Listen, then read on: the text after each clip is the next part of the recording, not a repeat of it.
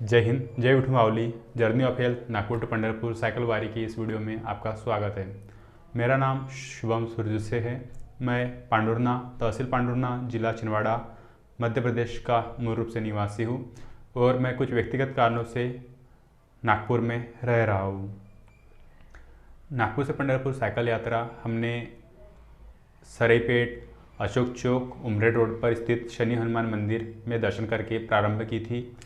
अभी हम नागपुर से सुबह 5 बजे निकले थे और आगे चल रहे थे। क्योंकि ये 3 नवंबर को हमने यात्रा प्रारंभ की थी। ठंड के दिन होने के कारण दिन थोड़ा देरी से निकलता है और इस प्रकार से हमारी जो सुबह बुट्टी बोरी के आसपास हुई, 6 सवा 6 बजे हम बुट्टी बोरी से निकले तो वहाँ पे हमारा दिन निकलना चालू हुआ था।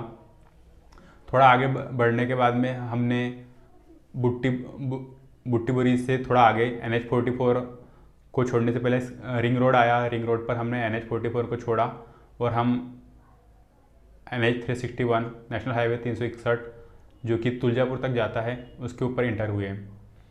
इस प्रकार से वर्धा के लिए इस रोड पर वर्धा के लिए कुछ सिंबल नहीं था, सीधा तुलजापुर के लिए सिंबल था कि आपका इतना डिस्टेंस बचा हुआ है, अतः हमें कितना किलोमीटर डिस्टेंस क्लियर करना है ये हमें तुलजापुर के थ्रू पता करना था। क्योंकि इससे पहले हम पता कर चुके थे कि हमें वर्धा कितना किलोमीटर है, क्योंकि इससे पहले हमने जब रूट मैप तैयार किया था उसमें हमें सब पता था कि नागपुर से वर्धा कितना किलोमीटर है, बाकी तो हमें रोड से पता ही करना था। इस प्रकार रोड पे तो 420 किलोमीटर का जो पत्थर था, फिर उसके बाद थोड़ा आगे चलने के बाद ऐसा लगा कि एकाएक 415 किलोमीटर दिखाने लगा कि हम ऐसा लगा कि हम 5 किलोमीटर चल चुके हैं। उसके आगे थोड़ा और चले तो जो किलोमीटर का डिस्टेंस था 418 दिखा रहा था, कभी 420 से 415, फिर 415 से 418। ऐसा लग रहा था कि डिस्टेंस कम हो रहा है और कभी कभी बढ़ रहा है। फिर और थोड़ा आगे गए तो दिखा कि 410 किलोमीटर बचा है। फिर उसके और थोड़ा आगे गए तो दिखा कि 412 किलोमीटर बचा है। समझ नहीं रहा था कि डिस्टेंस कम हो रहा है कि बढ़ रहा है, बस हमारा यही था कि चलना है भाई। कब थोड़ी ना देर के बाद में तो कुछ ना कुछ तो आएगा, पता चलेगा कि वर्धा कितना दूर है। फिर हम जैसे थोड़ा करते करते हम वर्धा पहुँचे। वर्धा पहुँचने से पहले हमें खड़की का हनुमान मंदिर लगा जो कि काफ़ी अच्छा दिख रहा था दूर से, बट हमारा टारगेट था यवतमाल और पता नहीं था कि कर भी पाएंगे कि नहीं कर पाएंगे, इसलिए हम बीच में कहीं रुकना नहीं चाहते थे। तो हमने एक वो छोड़ा खड़की का हनुमान मंदिर, फिर थोड़ा आगे गए तो एक केड़झर में गणेश मंदिर है। हम वहाँ पर भी नहीं जा पाए, बाहर दूर से दर्शन कर लिए और दूर से हाथ जोड़ के हम आगे के लिए बढ़े तो हम वर्धा पहुंचने वाले थे। तो उससे पहले भी पता नहीं था कि वर्धा और कितना दूर है, तो कोई भी मिलता तो हम पूछते कि वर्धा और कितना दूर है, क्या है। हमने साइकिल में आगे लिखा था कि नागपुर से पंढरपुर साइकिल वारी, उसके ऊपर उसके अलावा जर्नी ऑफ हेल्थ जो हमारी यात्रा का विषय था। फिर उसके बाद में जो हमारा स्लोगन था, आओ चलो राष्ट्र जगाए, योग युक्त नशा मुक्त राष्ट्र बनाए, साइकिल चलाए, स्वस्थ जीवन अपनाए। हमने इस थीम के साथ में हम आगे बढ़ रहे थे। वर्धा पहुँचे लेकिन वहाँ पर भी ऐसा था कि सेवाग्राम आश्रम चल रहे थे जो कि महात्मा गांधी से संबंधित है, पवनार आश्रम चलते जो कि विनोबा भावे से संबंधित है। ये दोनों वहीं पर स्थित है वर्धा में। तो ऐसा था, लेकिन ये भी था कि यवतमाल भी कंप्लीट करना है। यदि हम इन आश्रमों को लेते रहे तो फिर यवतमाल नहीं हो पाएगा, इसलिए फिर हम यहाँ पर नहीं घूमे और वर्धा इंटर किए। वर्धा इंटर करने के बाद में यहाँ का वर्धा का साइन है, एक ईगल के रूप में एक लेफ्ट हैंड पर आता है, प्रतीक के रूप में स्टैचू। हमने उसको भी छोड़ा और जैसे थोड़ा आगे बढ़े तो एक कोई नागपुर में एक ग्रुप है, tiger group of adventure and क्रीड़ा भारती। इनके सदस्यों को मैं बता के जा रहा था, क्योंकि इनके 2 सदस्यों ने इससे पहले आषाढ़ी एकादशी में यह वारी किए थे। तो मैंने उनसे पूछा था कि किस प्रकार से करना है, सामान क्या क्या लेना है। तो उन्होंने मुझे बताया था कि सामान ये होना चाहिए आपके पास। तो फिर उनको पता था कि मैं नागपुर से पंढरपुर के लिए जा रहा हूँ। तो उसके जो एक सदस्य थे अतुल तापसे सर करके, तो उन्होंने फिर मुझे पूछा मावली कहाँ पहुँचे हो बोले। तो मैंने बोला सर वर्धा क्रॉस कर रहा हूँ। तो बोले वर्धा पहुँचते तक आपने कौन कौन सी फ़ोटो क्लिक की। मैंने बोला सर मेरे कोई फ़ोटो क्लिक नहीं किया है। तो बोले आप फ़ोटो निकालते जाइए, यदि फ़ोटो निकालते जाओगे तो तभी तो पता चलेगा कि आपने सही में नागपुर से पंढरपुर वारी कर ली या कर रहे हो, ताकि आपको भविष्य में भी पता याद रहे कि हाँ आपने ऐसा ऐसा किया था, और आप लोगों को भी बता सको कि हाँ हमने ऐसा ऐसा किया था। तो मैंने बोला चलो सही बात है आपकी। फिर हम नागपुर से जैसे हम वर्धा में एक कुछ सिंबल था, कुछ गाँव के नाम दिए थे कि वर्धा से डिस्टेंस इतना इतना है करके, हमने वहाँ पर एक फ़ोटो खींची उस बोर्ड के साथ में। फिर थोड़ा आगे बढ़े तो ऐसा था कि खाने के लिए हमने कुछ लिए नहीं थे। तो फिर वहाँ पर लगा कि कुछ खाना चाहिए, तो फिर वहाँ पे हमने गाजर खरीदे थे 50 रुपये के 1 किलो। फिर वो लिया, फिर अब लगा कि कहीं बैठ कर खाएँगे, चलो थोड़ा आगे चलते हैं या फिर वर्धा क्रॉस कर लेते हैं। थोड़ा आगे बढ़े, पता किया कि रास्ता कैसा है, कहाँ से जाना है हमें मेन हाईवे पे। फिर जैसे हम आगे बढ़ रहे थे तो वहाँ पर हमें विश्वकांत झाड़े जी, जो कि एक पेशे से बैंक एम्प्लॉय थे, बैंक में जाने के लिए निकले हुए थे, और मैं भी मेन रोड से जा रहा था। उन्होंने देखा कि मैं नागपुर से पंढरपुर जा रहा हूँ, तो वो मेरे पास आए और बोले कि हम 2 मिनट साइड में बात कर सकते हैं। तो मैंने कहा हाँ। तो फिर उन्होंने कहा कि आप कहाँ जा रहे हैं। तो हमने बोला पंढरपुर, नागपुर से आए। फिर बोले माउली बोले कुछ खाओगे क्या बोले। मैंने बोला हाँ भूख तो लगी है। तो बोले चलो बोले नाश्ता वगैरह कर लेते। तो मैंने कहा चलो ठीक है, लेकिन मैं मैदा चीज़ नहीं खाता। तो फिर वो बोले ठीक है, यहाँ पे इडली मिलती है बोले, ढोकला मिलता है बोले, सांभर वड़ा इस टाइप जो भी है मिलता है बोले, तो आप खा सकते हो बोले। तो मैंने कहा चलो ठीक है। फिर हमने सांभर इडली ली और वहाँ पेट भर नाश्ता किया। फिर वो कुछ उनके साथ उन्हें फ़ोटोज़ वगैरह खींची। उन्होंने कहा कि उनका भी इस प्रकार की यात्राओं में काफ़ी इंटरेस्ट है, बट समय की अनुपलब्धता के कारण ऐसा कुछ कर नहीं पाते। वो हमें अपने घर पर भी ले जा सकते थे, लेकिन अभी बैंक के लिए लेट हो जाएगा, और इसलिए हम आपको अभी नहीं ले जा सकते बोले, लेकिन आप हमारी तरफ से छोटी सी भेंट स्वीकार करें और पेट भर अपना नाश्ता करके आगे बढ़े बोले। इस प्रकार से हमने चलो ठीक है, हमने वहाँ पर नाश्ता वगैरह किया। वो अपने जॉब के लिए चले गए और हम भी अपने वहाँ से नाश्ता करने के बाद में हम आगे के लिए बढ़े वर्धा क्रॉस करके। तो थोड़ी दूरी पर देवड़ी नामक एक गांव था। देवड़ी में देखा कि फ्लाईओवर के साइड में एक कॉलेज था। उस कॉलेज में कबड्डी टूर्नामेंट चल रहा था। उस कबड्डी टूर्नामेंट में कुछ जजेस, मतलब 3 नवंबर से 4 नवंबर के बीच चलने वाला टूर्नामेंट था, और इस टूर्नामेंट का आज पहला दिन था। चूँकि यह यात्रा 3 नवंबर को स्टार्ट की गई थी और ये मेरा भी यात्रा का पहला दिन था, और वो कबड्डी टूर्नामेंट का भी पहला दिन था। तो हमने वहाँ पर युवाओं को जो कबड्डी खेलने के लिए आए हुए थे, वहाँ पर योग करने और नशे से दूर रहने और स्वस्थ जीवन के लिए साइकिलिंग की इम्पोर्टेंस बताने का एक प्रयत्न किया। और वहाँ पर जो जजेस थे टूर्नामेंट के, उनके साथ में फ़ोटोज़ ली। फिर वहाँ से हम आगे के लिए बढ़े तो फ्लाईओवर पर चढ़ते ही हमें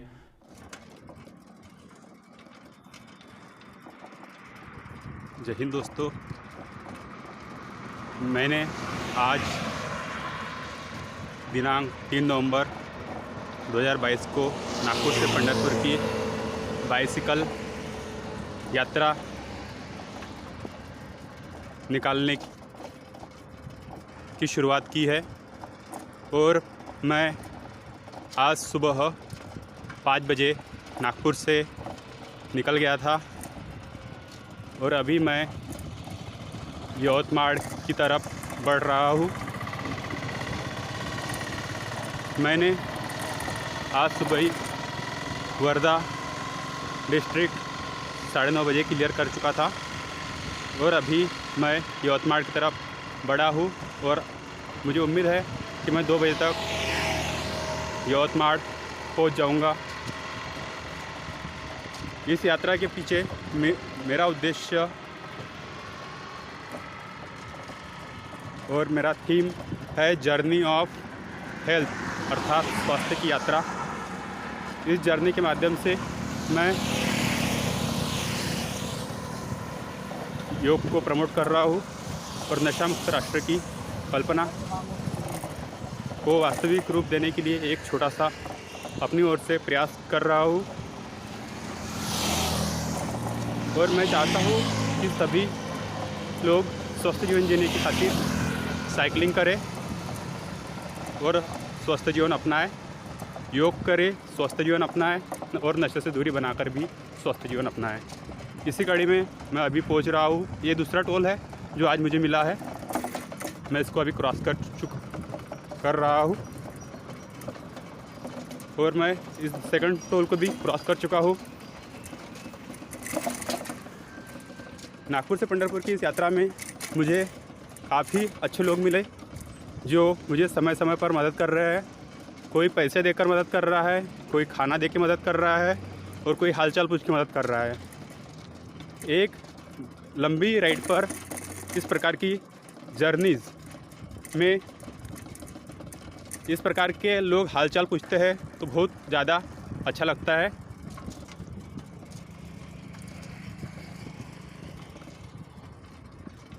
ये मेरी पहली यात्रा है और मैं आज पहली बार में ही 120 किलोमीटर से अधिक साइकिलिंग कर चुका हूँ और आगे मैं यवतमाड़ यदि 2 बजे पहुँचता हूँ तो उसके भी आगे मेरा जाने का प्लान है। अभी देखते हैं आगे क्या होता है। विठू माऊली का आशीर्वाद बराबर से बना हुआ है, इसलिए मुझे अब तक किसी प्रकार का कोई दर्द नहीं हो रहा है और आगे भी मैं विठू माऊली से यही प्रार्थना करूँगा कि वो मुझ पर अपना आशीर्वाद बनाए रखे और मैं जल्द से जल्द अपनी इस यात्रा को पूरा करते हुए माऊली से मिल सकूं और अपनी जर्नी को अंजाम दे सकूं।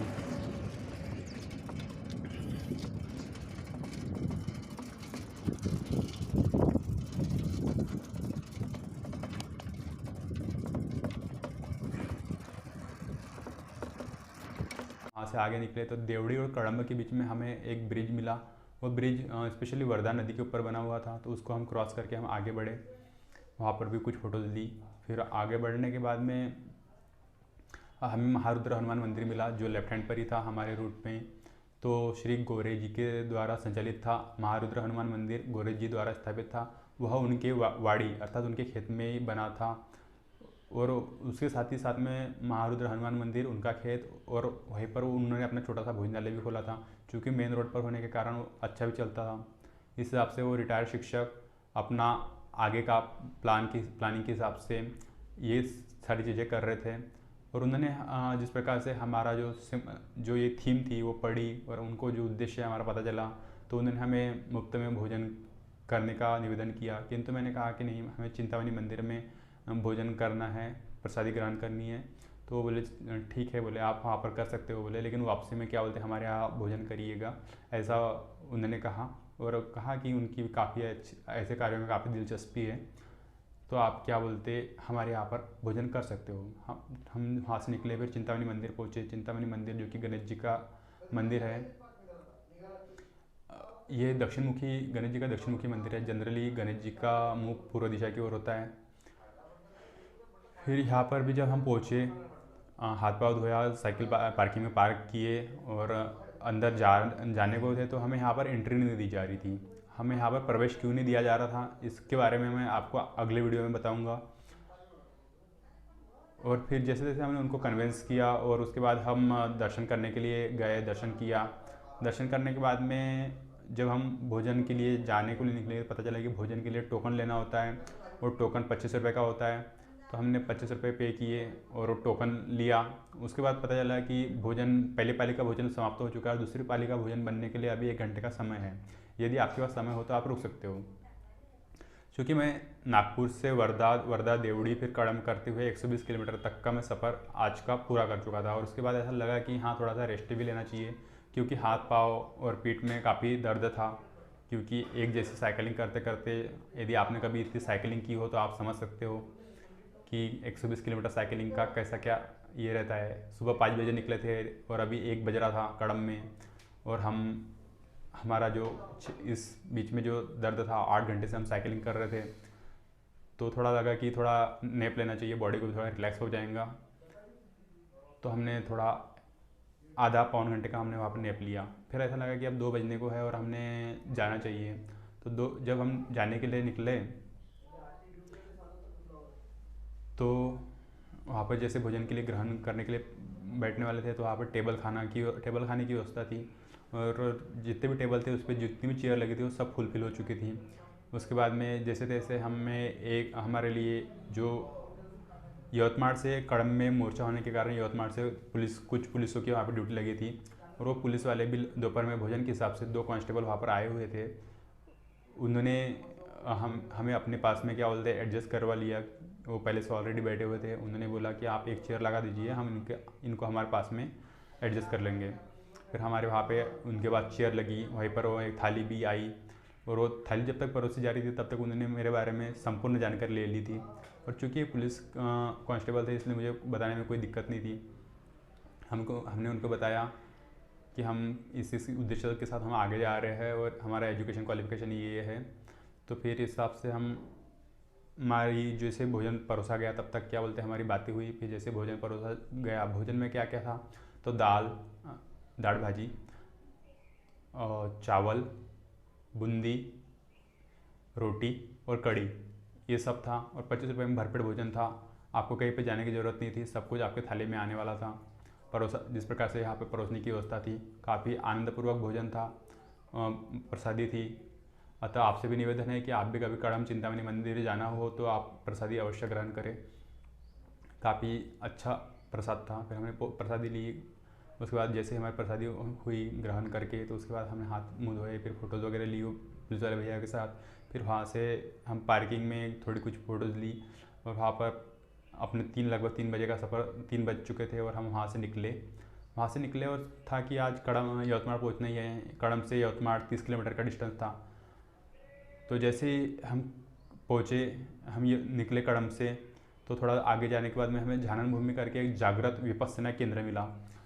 तो पता चला कि वो सक्रिय है और यह बुद्धिस्ट संबंधित होता है विपस्सना केंद्र। तो लेकिन वो रोड के दूसरी साइड था, मैं लेफ्ट हैंड से जा रहा था और राइट हैंड पे था, इसलिए मैं रोड क्रॉस नहीं करना चाहता था। और वहाँ पर पहुँचे तक 4:30 बज गए थे और यवतमाड़ और आगे कितना किलोमीटर है ये मुझे पता नहीं था। इसलिए हम थोड़ा अपने रास्ते से चलने को हुए। यवतमाड़ पहुँचते तक मैं काफ़ी थक चुका था। आज दिन भर का सफ़र 120 किलोमीटर मेरा पहले हो चुका था और अभी 30 किलोमीटर की सफ़र में ये 30 किलोमीटर भी मुझे ऐसा लग रहा था कि 50-60 किलोमीटर होगा, क्योंकि मेरी बॉडी अब थक चुकी थी, हाथ पाँव में काफ़ी दर्द था। फिर भी हमने जैसे तैसे 5:30 पौने 6 बजे तक वर्धा हम पहुँच गए थे, यवतमाड़ पहुँच गए थे। यवतमाड़ पहुँच कर हमने वहाँ पर सूर्यास्त हो रहा था, सनसेट हो रहा था। जय हिंद दोस्तों, जय माउली। हम आज नागपुर से पंढरपुर की यात्रा पर निकले हैं साइकिल से और हमने आज के दिन का सफ़र यवतमाड़ में प्रवेश के साथ पूरा कर लिया है और हम आज यवतमाड़ में रुक रहे हैं। आज की यात्रा नागपुर से यवतमाड़ की काफ़ी अच्छी रही है। आशा करते हैं कि आगे की भी यात्रा इसी प्रकार सुखद हो। अभी सूर्यास्त होने को है और आज हमें यहीं पर नागपुर में ही यवतमाड़ में ही रुकना होगा और कल सुबह हम अपनी यात्रा की नई शुरुआत करेंगे। धन्यवाद। फिर उसके बाद में थोड़ा हम और एंटर हुए शहर के अंदर, तो वहाँ पे देखा कि यह यवतमाड़ मुस्लिम बहुल एरिया था। वहाँ पर ज़्यादातर मोमेडियन ही क्या बोलते छोटी मोटी दुकानें लगा के बैठे हुए थे, छोटी मोटी दुकानें। तो ऐसा लगा कि ये मोमेडियन बहुल एरिया है। फिर हमें पुलिस हेडक्वार्टर का पता करते करते गए, चूँकि वो पुलिस वाले भैया ने कहा था कि आप हमारे पुलिस हेडक्वार्टर में यवतमाड़ में रुक सकते हो। क्योंकि मेरी कोई व्यवस्था नहीं थी तो उनको मैंने बताया था कि यवतमाड़ में मुझे कहाँ रुकना है, मुझे कुछ पता नहीं है। तो उन्होंने कहा था कि हम पुलिस हेडक्वार्टर में आप रुक सकते हो, वहाँ पर आपकी व्यवस्था हो जाएगी। तो हम वहाँ पर पुलिस हेडक्वार्टर रुके। तो वहाँ पर थोड़ा पहले एंट्री करवाई गई, हमारा आधार कार्ड लिया गया। उससे पहले जब हम पुलिस हेडक्वार्टर जा रहे थे उससे पहले हमें एक हिंदुस्तान दुर्गा देवी मंदिर मिला। वहाँ पे हिंदुस्तान दुर्गा देवी मंदिर जो नाम ने मुझे अपनी ओर आकर्षित किया कि दुर्गा देवी मंदिर तो जनरली सुना जाता है, लेकिन हिंदुस्तान दुर्गा देवी मंदिर ये क्या होता है?